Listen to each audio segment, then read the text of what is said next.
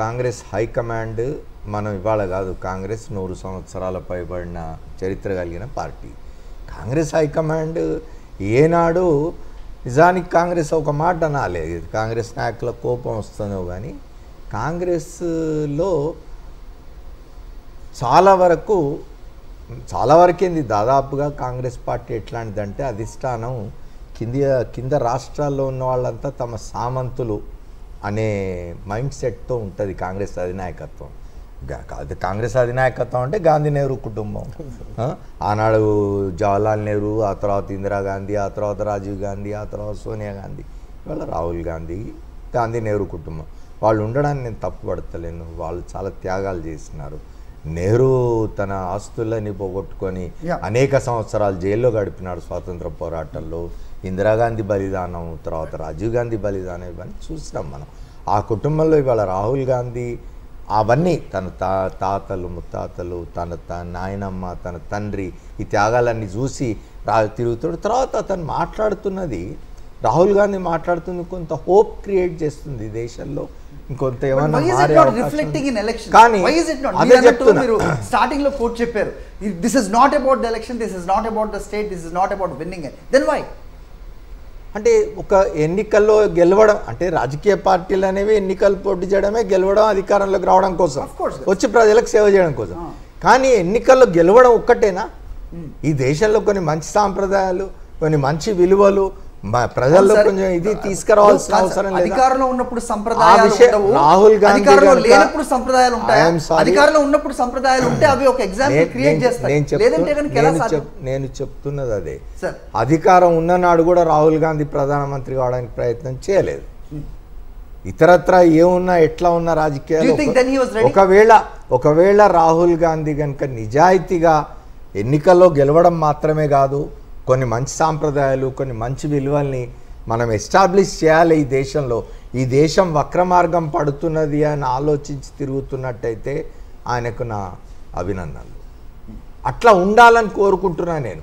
కేవలం ఎన్నికల్లో గెలిచి అధికారంలో రావడమే కాదండి, అధికారం ఎవడైనా వస్తాడు, అధికారంలోకి వచ్చినవాడు తప్పనిసరిగా ఎంతో కొంత ప్రజల కోసం పనిచేయాల్సే ఉంటుంది. అది కాదు కదా, నువ్వు ఈ దేశంలో కొన్ని మంచి విలువల్ని ఎస్టాబ్లిష్ చేయి, కొన్ని మంచి సంప్రదాయాలను ఎస్టాబ్లిష్ చేయి, ప్రజలకు నైతికతను ఇచ్చేయి. ఇదేం పద్ధతి? ఎక్కడ పోతున్నది వాళ్ళ దేశంలో? ఎవరైనా మీరు పోయి సామాన్య ప్రజలతో మాట్లాడండి, ఈ వ్యవస్థని ఎన్నికల్ని ఎవరైనా నమ్ముతున్నారా? ఖచ్చితంగా లేదు. నేను నా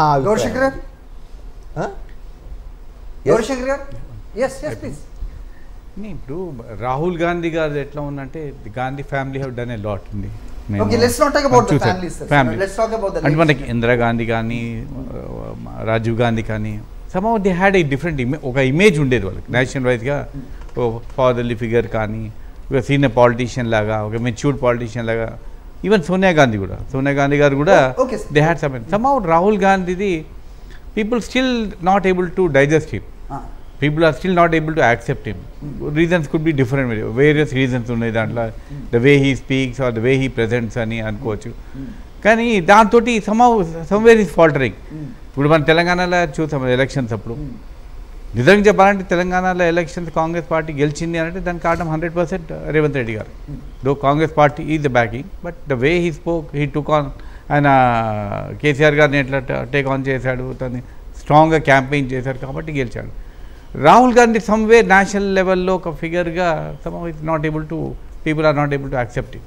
ఈ ఓట్ చోరీ అంశం గురించి మాట్లాడదాం సార్. నిజంగా పెద్ద ఎత్తున ఆయన తీసుకున్న సిచ్యువేషన్లో అట్ ద సేమ్ టైం ఆయన అన్ని స్టేట్స్ విషయంలో ఒకే విధంగా ఆయన స్ట్రాటజీ కానీ లేకపోతే ఆయన పద్ధతి కానీ ఆయన మాట్లాడే విధానం లేదు అనేది వినిపించింది. ఆంధ్రప్రదేశ్ విషయం అసలు ప్రస్తావించనే లేదు. నిజంగా అంత పెద్ద ఎత్తున క్యాంపెయిన్ చేస్తూ ఇంత పెద్ద ఎత్తున ఇక్కడ ఒక కంటెన్షన్ ఉన్న నేపథ్యంలో he never touch that Andhra Pradesh. అక్కడ కూడా ఆయన no two opinions sir. 1% 1 vote ఉండాలండి భారతదేశంలో. 1% 1 ఓట్. అండ్ డెఫినెట్లీ బయట నుంచి వచ్చిన ఇన్ఫ్లిటర్స్, ఇల్లీగల్ ఇమ్మిగ్రెంట్స్ ఎవరైతే ఉన్నారో వాళ్ళని తీసేయాలి. ఆ క్యాంపెయిన్ మాత్రం డెఫినెట్గా ఐ యాక్సెప్ట్ ఇట్. ఓట్ చోరీ దానికి. ఇంకోటి ఓట్ చోరీ అనేది కానీ మన బీహార్ ఎలక్షన్స్ అనటం కాదు. మనం హైదరాబాద్లో ప్రతిసారి మనం ఎంతమంది రిపోర్ట్ చేయలేదు. ఇప్పుడు అమర్ గారు నేను వర్క్ ఇన్ టెక్నికల్ రానుభూమితాను ఉన్నారు. మనం ఓల్డ్ సిటీలో ఎన్నిసార్లు చెప్తాం మనం, సైక్లింగ్ అవుతుంది మనకు, వాళ్ళు వచ్చి దొంగ ఓట్లు వేస్తున్నారు, ఇన్ని ఓట్లు వస్తున్నారు, బయట పక్కన బీదార్ నుంచి వస్తున్నారు. What happen? ఇప్పుడు ఫెరోజ్ ఖాన్ అని కాంగ్రెస్ లీడర్ చెప్తా ఉన్నాడు, అరే హైదరాబాద్ మీద देखो ना भाई, Hyderabad why don't you vote చోరీ, హైదరాబాద్ మీద why don't you clear it off, చేయరు అది. కాబట్టి this is a national issue, లేదు అని కాదు. About Rahul Gandhi has taken with a good thing, but he should implement, begin with he should implement his Congress rule states. ఇక్కడ vote చోరీ తీసేయాలి. He should take ఒక ఇంటెన్సివ్ ఎలక్ట్రల్ రోల్ క్యాంపెయిన్ పెట్టాలి. డెఫినెట్గా ఉండాలి. 1% 1 ఓట్ మాత్రం డెఫినెట్గా ఉండాలండి. లేదంటే ఇప్పుడు మన దగ్గర హైదరాబాద్లో ఓట్లు ఉన్నారు, మళ్ళీ వేరే చోట్ల అసలు 1% 1 ఓట్ ఉండాలి అనుకోవడమే నిజంగా దురదృష్టకరం. అంతే కదా. వాట్ హ్యాపెన్ ఇప్పుడు మన ఛానల్స్ చూడండి, ఇప్పుడు ఆంధ్రప్రదేశ్ ఎలక్షన్స్ అయితే హైదరాబాద్ ఖాళీ అని మనకు మనం 2-3 టోల్ గేట్ల దగ్గర ఫోటోలు పెట్టేసి కార్లు పోతున్నాయి హైదరాబాద్కి అని పెడతారు. ఎందుకు? Why people are living Hyderabad? ఇప్పుడు ఓట్ చోరీ గురించి అంత పెద్ద ఎత్తున మాట్లాడి ఆంధ్రప్రదేశ్ ప్రస్తావించకపోవటం అనేది డ్రాబ్యాకా కాదా? నిబద్ధతని 100% అండి.